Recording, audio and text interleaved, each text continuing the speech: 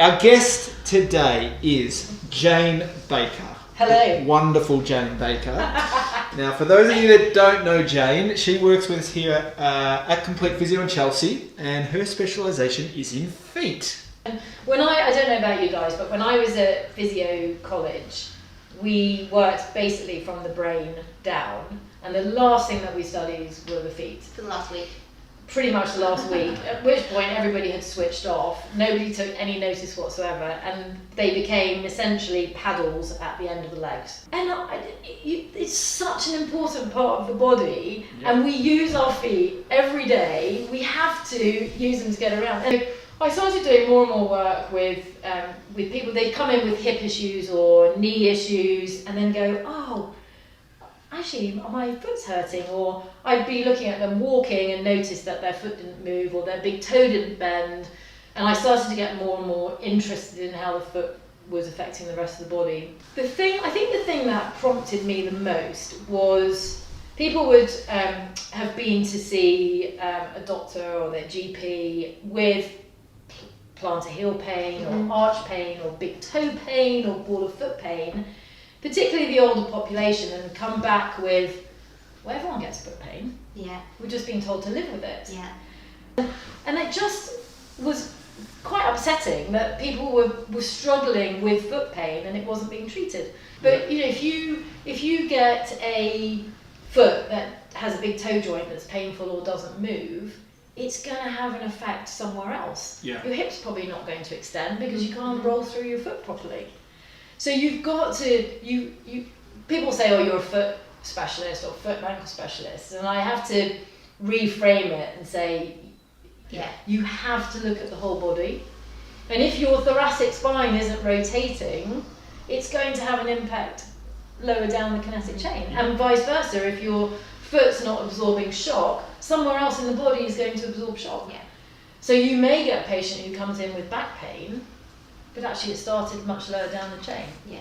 So it's a really interesting focus, but you can't actually forget the rest of the body.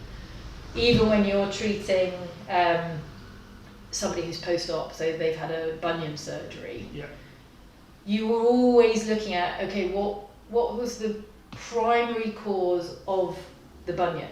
Because it's all very well having a corrective surgery, but if you don't look at the cause of the problem in the first place, is the patient potentially going to end up with problems that will repeat issues further down the line? Yeah. So you said that about people went to see their GPs and then would kind of come in and say, oh, I've just got to live with it. So do you have to live with foot pain? Absolutely not. So there's always a pathway, isn't there, with any injury. So you try and live with it. If you can't live with it, then you're going to seek help, and hopefully at some point you get directed to a physio or a therapist who's going to have a look at what the problem is, assess, address, treat. If things aren't progressing, your next step is to go maybe for some kind of invasive procedure, steroid injection, hyaluronic acid injection. If that's not working, whatever the problem is, possibly a surgical intervention. But what, particularly when I work with Simon Costain, who's the podiatrist I work with, we always have the philosophy, it's probably most physios actually, that surgery is the last resort. Yeah. It's never a silver bullet. And as much as you think that it's going to take away pain, there's all the other issues and risks associated with surgery. And that's for any part of the body. Oh yeah, absolutely. We're not vehicles, you know. No. You don't take out the carburetor and just sort of replace it. Like it's a knock on, and it's a system, isn't it? Absolutely, and particularly with, well, I can't say particularly with feet. Actually, with most other parts of the body, if you've got pain, you've got dysfunction, you've got muscle weakness and atrophy, you've got other things going on in the body. If you can address those before you go into surgery, your outcomes are going to be so much better. It's the same with a shoulder surgery or a knee surgery. If you go into a knee surgery with a fixed flexion deformity, you're probably going to come out with an issue as well. So address it beforehand as much as you can, take away the whole mystery of surgery with a patient. Particularly, my experience with feet is that patients who have painful feet hate their feet.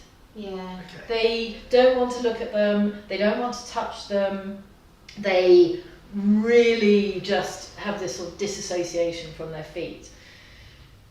Put that person through a surgery where they've now got an incision, bandages, dressings, bleeding, post-op pain. Yeah. You've got another whole issue to address. Yep. So if you can demystify everything before they go into surgery, get them touching their feet in particular, just getting familiar with their feet again, their post-op experience is a lot less traumatic. Mm. And what kind of things do you normally see kind of walking through your door?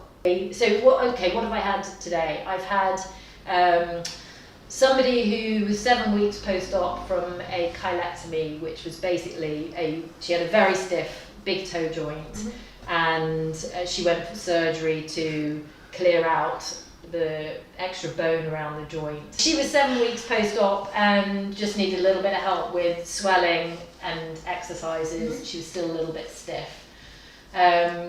I saw one of Reese's patients who had been struggling with Achilles issues and then big toe joint pain with very rigid supinated feet. So he had very high arches with very stiff joints throughout the foot.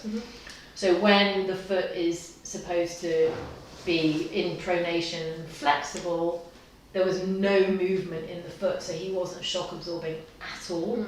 And of course, as with lots of people and lots of our patients over lockdown, he'd increased his running. Yeah. So exactly the same with any injury, increase load, increase volume, problems start to come up. I see lots of people who come in with bunions trying to avoid surgery, which is great. I see people with metatarsalgia, which is a generic term for ball of foot pain, but there's lots of reasons for that. I see people with stiff big toes. I see people with hammer toes, with injuries, so they may have stubbed their toe. I did see a patient who dropped a 4 kilo metal weight on the end of her big toe, which wasn't pretty. I see people with plantar fasciitis, arch pain, heel pain, peroneal tendon, so lateral ankle pain, ankle sprains. What else? Oh, tibialis posterior. That's one of my favourite things. Issues with tibialis. Why is that one of your favourite? You don't hear that every day, do you? I don't know. It's really satisfying to treat. Right. It's really hard to treat. If you get it early enough, you can have really good results. And I know you had mentioned about orthotics when we were talking about what should we talk about. And in combination with supportive insoles and strengthening, you can get some good results with tib post issues. There's an amazing special interest group called the Association of Foot and Ankle Physios. I did not know that. Which is a great resource, for courses, but also to find a foot and ankle physio in the UK.